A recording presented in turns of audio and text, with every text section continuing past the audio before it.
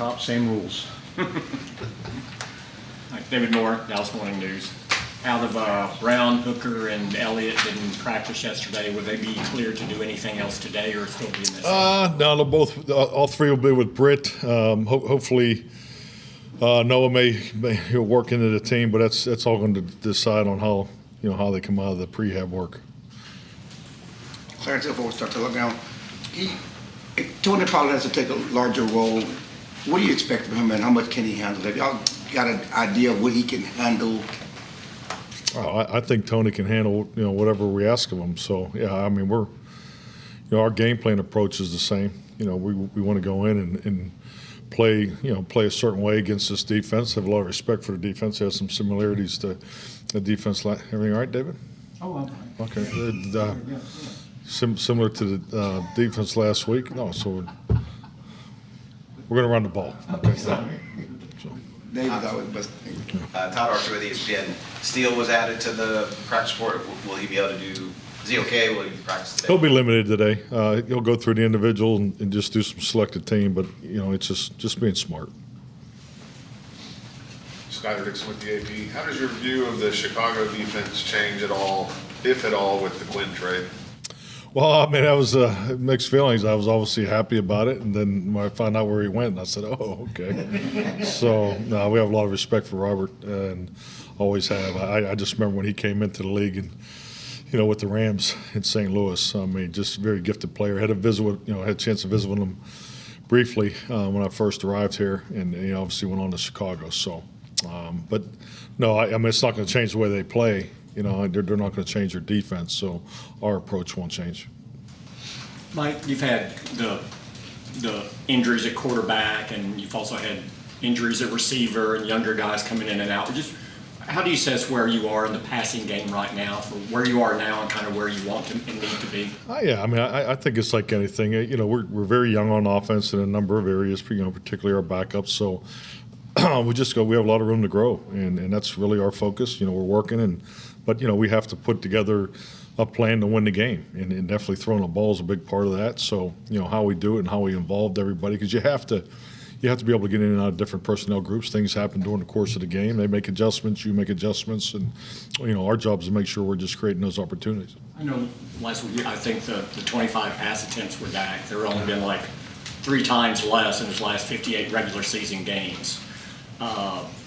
Was a lot of what normally do you like the attempts to be? I know it varies from game, but and also how much of that is you're just not getting as many plays on offense, and so that's cutting into your percentage? Statistically, I start with rushes and completions first, and then the next number that really ties to that is total plays. I mean, because if you get your total plays up over 70, obviously your situational offense has to be productive. So, but at the end of the day, you have to get the ball to your playmakers. Your perimeter players have to touch the football. So if you have a 70-play game, you want to be 55 completions plus rushes. So and when you focus on that, and that's just something I learned as a quarterback coach, because to get the ball distributed, that's how you get the 70% completion percentage. That's how you make sure you're running the ball enough. So all those historical numbers that are a really good way to look at it. I just, my thing is, how do you apply it to play calling? So those parameters are things that I've developed in time. So if you look at the number of plays, our total plays per year are significantly down. We're down almost 10 plays per game compared to last year. So why? So you look at the third downs, you look at that, and that's what you emphasize as a football team. So you're always focused on what they're doing, but at the end of the day, your execution, your play style, pace of operation, those are all the key components to give you the ability to continue to grow and get better during the course of the year. So I think if we can be better on third down, stay after running the football, and have the benefits of the action passing game coming off of that. But our situational offense, we need to be better in third down, particularly third and 2 to 5. It's just our numbers are not where we'd like them to be.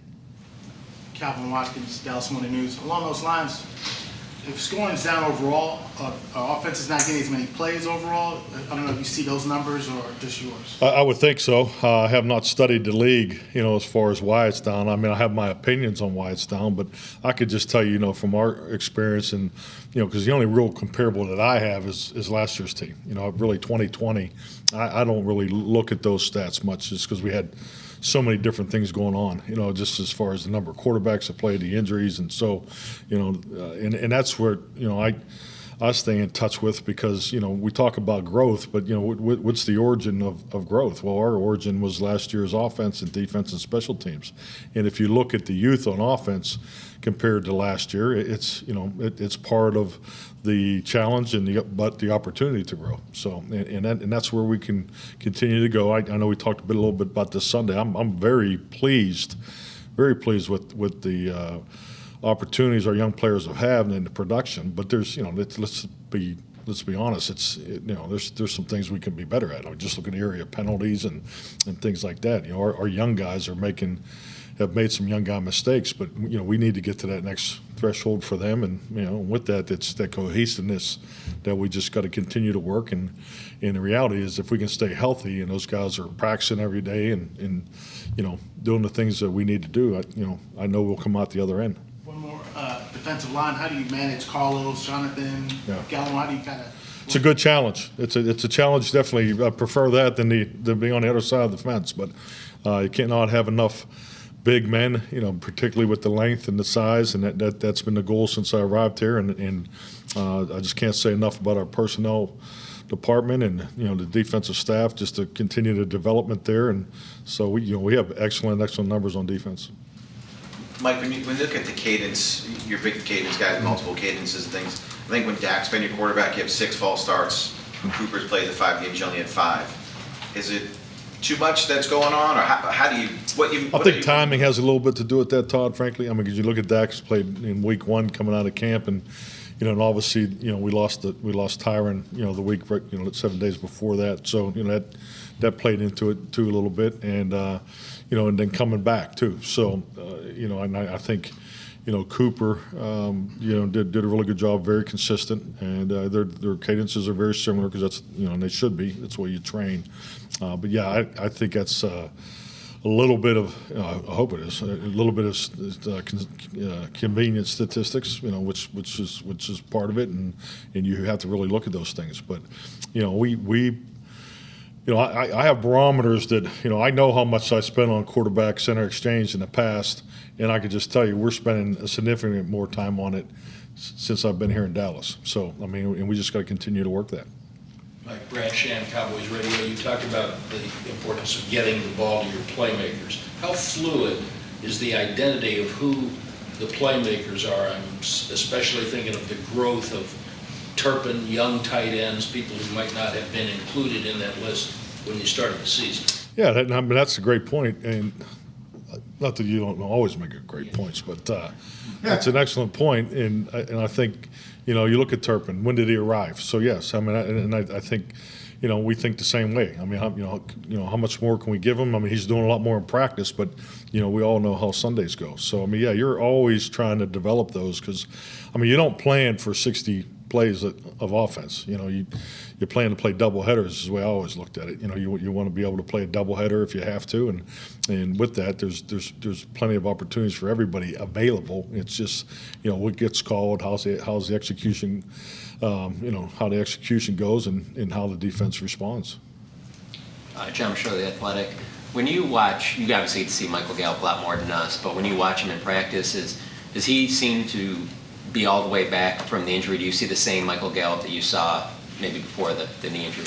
I'd say physically, clearly, I don't see anything. I don't see any drop off. But it's just like anything. I mean, and it seems like we've had a lot of this lately. When players are medically cleared, I mean, the final hurdle is to get back to that, that premier rhythm and timing when they're in that, they're in that ultimate groove. And I'm sure everybody's been part of athletics at different points in your life, and you think about your best game or when you were in that that mode, what's that feel like? What's that looks like, and the timing and the instincts. It takes a lot of work to get to that. And especially in this game, it's 11 on 11. It's just this is not an individual sport. So, but yeah, I think it's just missing camp and all those things. As far as the live action, he's just he just needs to. We need to, frankly, when we've talked about this, I think Kellen talked about it also on Monday. We just got to continue to work and get him more opportunities. Mike, there's a debate about grass and turf, and it's probably a debate that's been going on for years. Where do you come down on, should the league and teams start thinking about, okay, go all grass, get rid of turf? How do you come down on that? Well, I mean, there's obviously there's a number of variables there. Do I think grass is the best surface? Absolutely. I don't.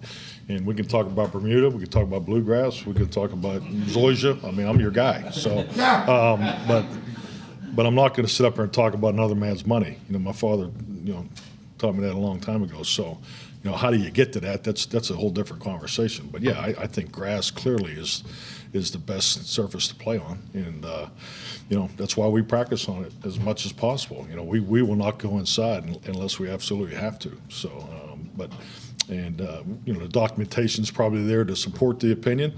How we get there, that's a whole other conversation. Back to football for a second. McGovern, his ability as a center, how has that come along in the time you've been with him? Just more of a backup. As far as his reps, we do have some young centers in the building, which was different than where we were last year. So, but he still is, working off to the side there. But he hasn't taken any live team reps there. So I know we rolled him in there some in training camp. So even with Farniok out, that's not really changed this week. Well, it's part. I mean, it's definitely part of the thinking. I mean, you're always going to have three. I'm more focused on who the eighth lineman is going to be right now. Anyone else? Thank you. All right. Thank you.